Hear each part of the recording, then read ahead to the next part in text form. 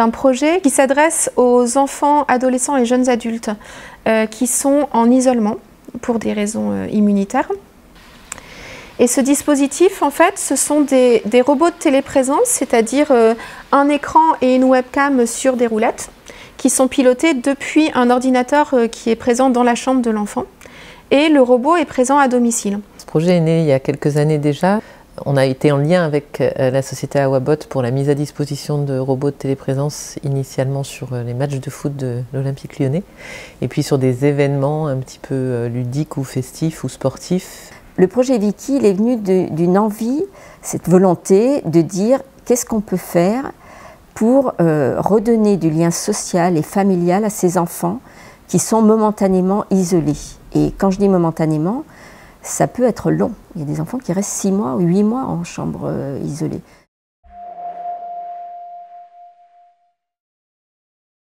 La présence des robots, enfin des ordinateurs qui pilotent le robot à domicile, n'a pas du tout modifié l'organisation des soins. Ça, c'était vraiment une préoccupation parce que les soins sont extrêmement encadrés dans ces services à cause de l'isolement, à cause des précautions prises, à cause des chimiothérapies qui doivent être données à des heures très précises, etc. Et en fait, ce qui est ressorti, c'est que les enfants, ils ont bien géré de manière générale. Clairement, l'acceptation du traitement est améliorée et les enfants en témoignent dans l'étude de sciences humaines et sociales dont on a parlé, avec les interviews qui ont été retranscrits, où il y a manifestement une meilleure acceptation de l'hospitalisation et surtout de sa durée, grâce à la mise à disposition des robots. Et c'est assez unanime parmi les témoignages des enfants qui ont participé à ce travail. Par contre, ce qui était intéressant, c'était de voir que pour les soignants, c'était aussi amusant et intéressant de voir le cadre de vie de l'enfant. Ils trouvaient que ça donnait des sujets de conversation avec l'enfant en dehors du soin et du coup que ça pouvait un peu détendre la relation. Par contre, ce qui ressortait, c'était que c'était important pour les soignants que le robot ne soit pas mis à disposition juste au début de l'hospitalisation de l'enfant pour qu'ils aient un temps de partage avec lui. Une sorte d'apprivoisement réciproque en fait entre l'enfant et le soignant pour pas que l'enfant soit en permanence tourné vers l'extérieur mais qu'il ait aussi un point d'ancrage à l'intérieur du service et donc qu'il puisse aussi investir la relation avec les soignants parce que c'est eux qui sont là au quotidien si jamais il y a une difficulté, un petit moment un peu difficile, les personnes ne sont pas toujours disponibles à domicile pour qu'ils puissent se connecter.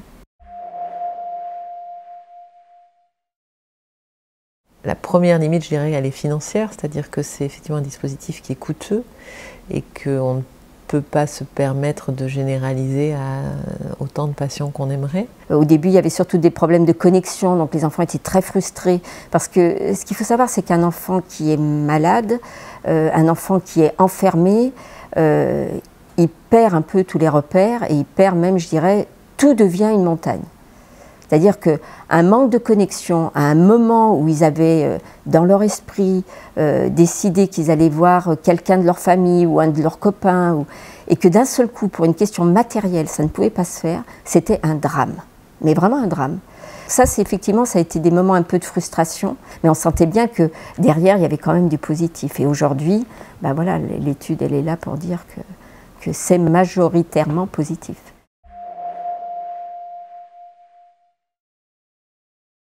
Moi, ce qui m'a surpris dans la façon dont les enfants se sont emparés de ce dispositif, les enfants et les adolescents, c'était de voir à quel point le fait que ce soit un robot, ça change la donne.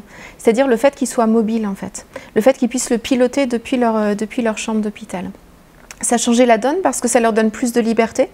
Ils peuvent choisir de se tourner vers telle ou telle personne dans la pièce.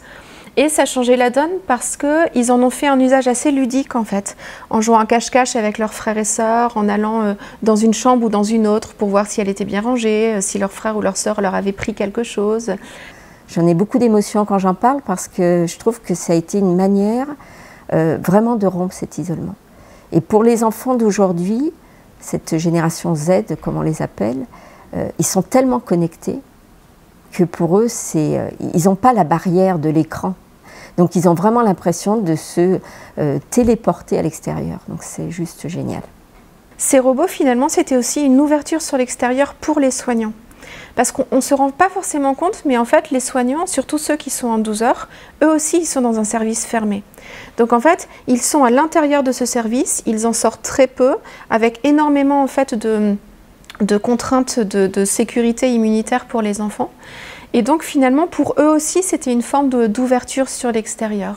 Et aujourd'hui, on se rend compte 2 ans et demi après, quand on a les résultats de l'étude, eh ben, que tout est positif. Alors, il y a plusieurs niveaux pour étendre ce projet. Il y a déjà en oncologie pédiatrique, d'autres centres pourraient bénéficier de ce projet et c'est déjà un petit peu le cas. Il y a plusieurs centres qui ont pris contact avec nous pour voir comment ils pouvaient le mettre en place. Et il est certain qu'il faut le faire dans un cadre un petit peu construit avec toujours ce principe de comité de pilotage, de lien et de collaboration avec une association unique et de supervision sur le plan psychologique des effets éventuels.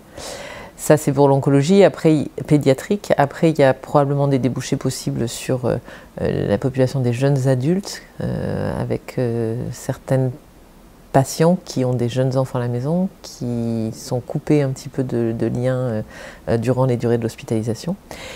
Et ça, c'est une des perspectives qu'on a pour l'année à venir. Et puis, pourquoi pas d'autres pathologies que la cancérologie, parce qu'il y a beaucoup de pathologies dans lesquelles les patients sont hospitalisés de façon prolongée. On peut tout à fait imaginer que dans d'autres pathologies pédiatriques ou pas, le robot puisse aussi être